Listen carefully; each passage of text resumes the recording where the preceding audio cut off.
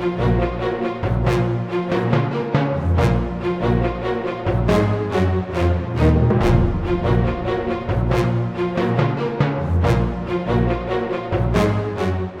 are listening to The Bridge Busters, the first dam busters and the race to save Britain, written by Mark Felton, published by Mandalay Books and narrated by Mark Felton. Chapter 12. A Bridge Too Far. Right, pay attention please, Group Captain Walmsley said, and the low burble of conversation immediately ceased. The following crews have been selected for the main attack force. Everyone waited with bated breath. They all knew they would be going, whether as part of the main assault force or in the diversionary team. Both would face immense dangers. But there was also a question of professional pride. Being the best had been constantly drummed into every man in the room since they had joined the RAF. Walmsley picked up a clipboard with a list of names on it and began to read. The flight leader will be Pitcairn Hill. The young pilot swallowed hard. He felt both a sense of pride and great apprehension. It was an awesome responsibility to lead the attack and to be the first to mount a bombing run. The rest of the attack force will be Pilot Officer Matthews, Flying Officer Ross, and Flight Lieutenants Mulligan and Learoyd. A ripple of conversation went through the room as crews congratulated each other or commiserated with those who had not been picked. The rest of you will act as the diversion flight, Walmsley continued, led by Joe Collier. One crew was missing. Guy Gibson had completed nearly all of the training, but then suddenly had been granted leave. He took it willingly and left for Cornwall. Perhaps it was something to do with dates. The operation to destroy the aqueducts and Gibson's birthday fell on the same day, 12th of August. Was sending a man on a suicide mission on his birthday bad form? Either way, he would sit this one out, but his mind was never far from his comrades as they flew out for their date with destiny. 5 crews formed the attack force, with 6 to act as decoys. 44 men, upon whose shoulders rested one of the major operations of the war so far. Babe Learoyd was concerned about the forthcoming raid to such an extent that he decided to undertake a lone reconnaissance of the target on the night of the 11th to 12th of August. After obtaining permission, Learoyd lifted off from the grass field at Scampton aboard his Hamden named Pinocchio and made good time over to Germany. His plane was unarmed apart from machine guns, and he made one quick, high-speed pass close to M25. "My God!" came Navigator John Lewis' voice through the RT. "Looks like a bloody Christmas tree." The whole area around the aqueducts was filled with arching tracers and waving searchlights. It was almost impossible to count the number of guns of all calibers that were firing. The air was rent with explosions as flak shells detonated with alarming regularity. Learoyd banked his bucking and trembling aircraft away from trouble and headed for England. His stomach was filled with a dread feeling of foreboding. He had just glanced down into the very jaws of hell. When he landed back at Scampton in the early hours of the 12th of August, his usually serious face had a more strained appearance than normal. At a quick debriefing, Learoyd came straight to the point. "The defences are fairly hot," Learoyd replied in his understated way when Frost asked him about the reception that had greeted his lone Hamden near the target. Though Learoyd had kept out of range of most of the flak, a terrific barrage had been thrown into the air for miles around M25, with multiple searchlight beams stabbing out into the sky searching for him. Fortunately, he had only stayed within the vicinity of the aqueduct for a few minutes, and at a far higher altitude than that planned for the raid, but he had seen enough. "In my opinion," Learoyd finished at the end of his debriefing, "the job had better be done soon or not at all." Then he went to his quarters and tried to sleep. It was a disturbed night as the images of tracers reaching out towards him from literally hundreds of guns flickered through his dreams, and he tossed and turned till daylight. The morning of the 12th of August 1940 dawned clear and became gradually warmer. The crews that were taking part in the mission that night had awoken a little more keyed up than usual, and many had had a disturbed night's rest thinking about what lay ahead. It was the start of a very long day, and there was much to do before take-off in the evening. The riggers, fitters and mechanics had been hard at it since just after dawn, doing their best to get the 11 Hampdens taking part into top-line condition. By the time the crews arrived at flights, the aircraft was prepped as it was possible for them to be. The crews were there to complete a night flying test. This was conducted to ensure that everything was working correctly. The aircraft captains all signed Form 700, a chit of paper that set out the service status of the aircraft, indicating that the pilot was taking over responsibility for the Hampden from the ground crew. Soon Scampton reverberated to the racket of 11 pairs of Bristol Pegasus engines as the Hampdens taxied out and started to take off. Once airborne, aboard each aircraft the crews performed their checks. The radio was tested, as well as the RT system, and the pilot carefully watched his dials and gauges and made a few manoeuvres to check general airworthiness. After around 30 minutes of tooling around near the base, the Hampdens began to land and returned to the hangars where any problems that had arisen were brought to the attention of the mechanics. Then it was the turn of the armourers. Little tractors drove out to the static aircraft, towing trolleys loaded with either the long black M-bombs or an assortment of smaller high-explosive and incendiary bombs, depending on whether the aircraft being armed was destined for the main or decoy attacks.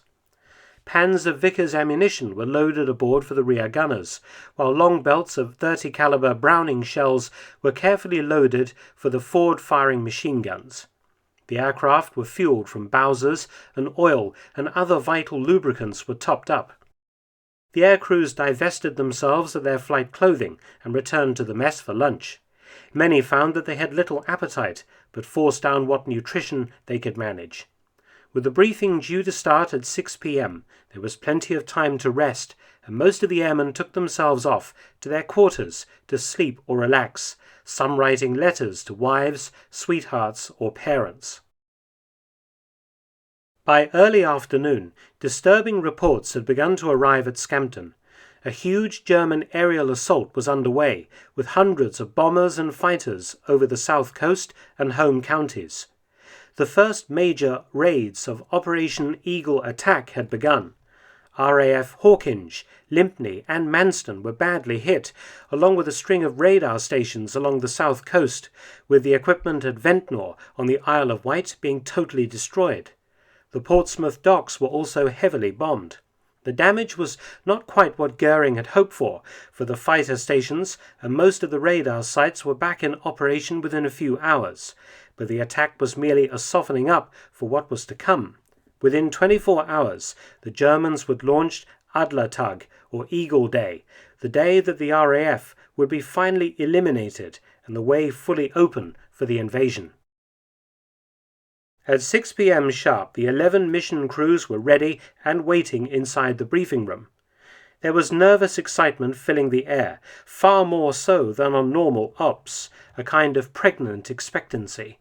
The doors opened, and in strode Hugh Walmsley with the squadron commanders and the familiar retinue of base officers who had performed the different parts of the briefing. As usual, he waved the men back into their seats as they jumped to their feet. "Please sit down," Walmsley ordered. "Right, chaps, the moment you have trained so hard for has arrived. Tonight you will launch an attack on Aqueduct M25, a target you are all very familiar with by now." There was a ripple of polite, nervous laughter. "Tonight's operation is only to be made against M25, which, as you know, is the older of the two aqueducts. Group has made this decision because M25A is already damaged and running at about half usual capacity, while M25 is fully functional. As a much older structure, Group feels that precision strikes using M-bombs will have a greater chance of collapsing it. So there will be no diversion of the attack force. All 5 aircraft in the attacking flight will bomb M25. Clear?" The crews all muttered their comprehension. It seemed like a sensible allocation of resources. 5 aircraft would have a greater chance of landing a direct hit on one aqueduct than spreading their chances over 2. "I'll now turn the briefing over to Squadron Leader Frost," Walmsley said, taking a seat at the corner of the stage. "Thank you, sir. Frost replied, standing and walking to the front. Right, chaps, pay attention. Tonight's attack will be carried out in 2 parts. The attack force will bomb M25, while the diversion force under squadron leader Collier will make a feint attack against a canal lock near Munster and flak and searchlight positions near the target, marked on your maps. It was virtually the same plan as had been used for the Hemswell operations issued in late June. The only difference was that this time the men carrying it out had been fully trained. Frost walked over to the huge wall map and pointed out the various targets with a long stick. "I am not going to soft soap you, Collier," Frost continued. "Your job is to draw off searchlights and flak from Pitcairn Hills group. You will be exposed to a great deal of fire." Joe Collier simply nodded. He already had a fair idea of the odds on this mission. Also assisting Collier's diversion would be 8 Hamdens from numbers 44 and 61 squadrons at Hemswell. They were detailed to bomb an oil refinery at Salzbergen, codenamed A21. "Regarding alternative targets for the main force," Frost went on, "there are none. If for any reason you are unable to locate and recognize the target, or are late over the target, bombs are not to be brought back to base. Jettison them over the Dortmund-Ems Canal or in the sea east of 4 degrees east." "Now the method of attack is horribly familiar to you all," Frost said. "The M-bombs are of course drogued and are to be dropped from not above 150 feet nor below 50 feet, and at a speed as slow as tactical considerations permit." The crews hardly needed to be reminded of this frightening proposition. Level, low, and dead slow was the order. "I have to stress the importance of recognizing and laying the bombs over the vital part of the target, which, as you know, are the archers here," Frost said, pointing to the model of M25 on the table in front of him. "Remember to use the River Ems as a guide for this aiming point. Now, aircraft are to approach the target singly from one direction along the canal." The crews scribbled notes and consulted their maps. "The time at which the leading aircraft is to attack the target will be known as 0. All other times from the main and diversionary operations will be plus or minus 0 time. All aircraft are to attack in succession on a pre-arranged plan that your flight leader will work out, so that all bombs are released within the period of 0 plus 10 minutes. If you cannot attack within this period, you are to jettison your bombs, as I previously said." Next, Frost discussed the enemy defences that the crews were certain to encounter around the target. Since Hemswell's attacks, the Germans had taken steps to increase defences, suspecting that the British had correctly guessed the significance of the aqueducts to Hitler's invasion plans. Leroyd had already talked to some of the other pilots about what he had seen during the solo reconnaissance the night before. It was a fairly hair-raising story. "Turning now to the German defences," Frost said, picking up his long pointing rod and walking over to the large wall map of the target area. "Our PDU indicates that the Huns have a mixture of 20 and 30mm cannons dotted around the site, plus some 50mm and the very heavy 105mm flak guns. Although the smaller caliber light flak was consistently encountered by Scampton crews during recent raids and was deadly enough, the additions of the larger caliber artillery at the aqueduct site was something new and frightening. The 105mm flak shells could hit British aircraft flying at up to 20,000 feet, and if a shell exploded within 45 feet of a Hamden, it was usually game over. A shell from one of these weapons exploding 600 feet from an aircraft could cause severe damage. Now the Jerrys have placed some 20mm guns on towers, rather unconvincingly disguised as windmills, here, here, and here, Frost said, pointing the positions out with his stick. It would be up to the rear gunners on the Hamdens to try and suppress some of the fire from these weapons, and also to try and shoot out searchlights as the pilots and navigators concentrated on the final bombing runs. At Ladbergen here, Frost said, pointing to a German village close to the aqueducts, there are 2 105mm flak positions, each consisting of 4 guns. They are, as you can see, located in fields north of the village. I'd give these a wide berth if you can. As per standard practice, the big guns are protected from low-level strafing by in-place batteries of 20mm cannons. Frost continued to carefully outline all known flak positions. The place where the aqueducts crossed the River Ems was surrounded on 4 sides by German flak. To the northeast was Ladbergen, with its heavy and light batteries. To the southwest at Greven were more guns, and at Ostbevern to the east yet more. Directly to the south was the city of Münster, again well protected. This meant that anyone attempting to attack M25 would be flying into a dense blanket of flak over the target, coming from 4 directions at once, plus from other smaller caliber guns along the canal banks in towers, and a battery of 37mm guns on the island, formed by the bifurcation of the canal through the 2 aqueducts over the River Ems. By sending the diversion force against the canal lock gates near Münster to the south of the aqueducts, this would hopefully open a direct route for the attack force. But whichever way you looked at the problem, 5 aircraft would be facing down literally hundreds of German flak guns. The good news is we don't have many reports of German night fighters operating over the area, Frost added. Many of the crewmen already guessed why. Such was the concentration of flak guns and searchlights over the aqueducts and wider canal area that such planes were almost surplus to requirements. Prearranged signal by RT or wireless is to be used so that aircraft can individually broadcast to each other when they start and complete their attack, Frost stated. This was a divergence from normal practice, where wireless was only used within 30 miles of the British coastline. But due to the intricate timings involved in such a precise assault, the aircraft needed to be able to communicate once near the target and coordinate. The Met officer will shortly brief you on weather conditions over the target area, but if the bombing leader is of the opinion that the visibility or other weather conditions are unsuitable for a successful attack, he is to make a pre-arranged signal to all aircraft, including Squadron Leader Collier's diversionary force, Frost continued. On receipt of such a signal, aircraft detailed for the attack on M25 are to return to base immediately, and aircraft detailed to carry out the diversion are to do likewise.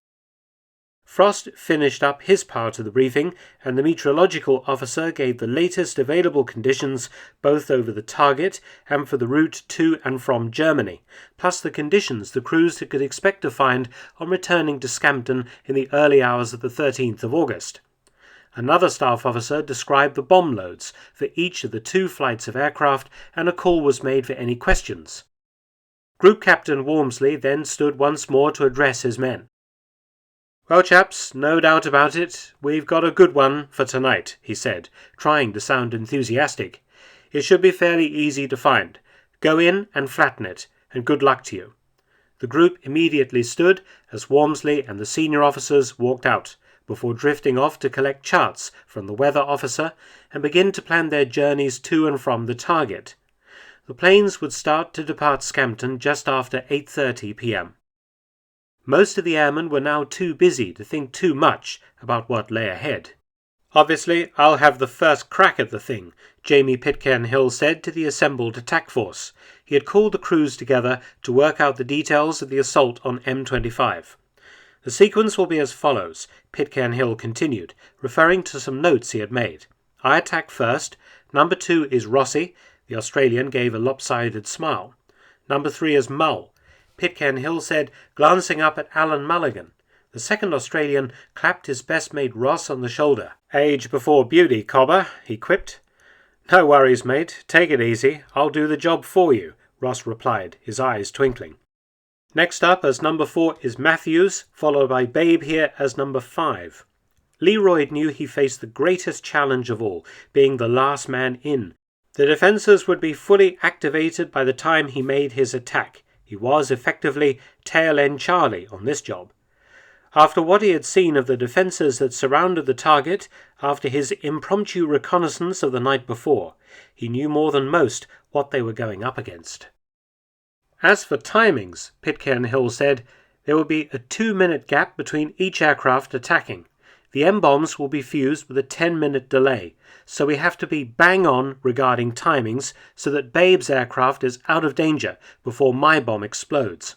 This was critical. Any delay in one aircraft attacking precisely 2 minutes after the last would mean that Pitcairn Hills bomb would explode while Leroyd was still over the target, his 2-minute safety window used up, a potentially fatal situation given how low the attackers were flying when they released their payloads. 0 hour will be 23:15, Pitcairn said. Everyone synchronized their watches to make doubly sure, later also doing the same with the clocks inside their Hamdens. This level of precision had never been attempted before, and it would be down to the navigators to bring 5 aircraft to the target area to meet this punishing schedule of timings. Now, Collier's diversionary force will be opening a way for us through the flak around Munster, to the south of the target, as well as attacking gun positions close by, Pitcairn Hill continued, pointing out the feature on his annotated route map.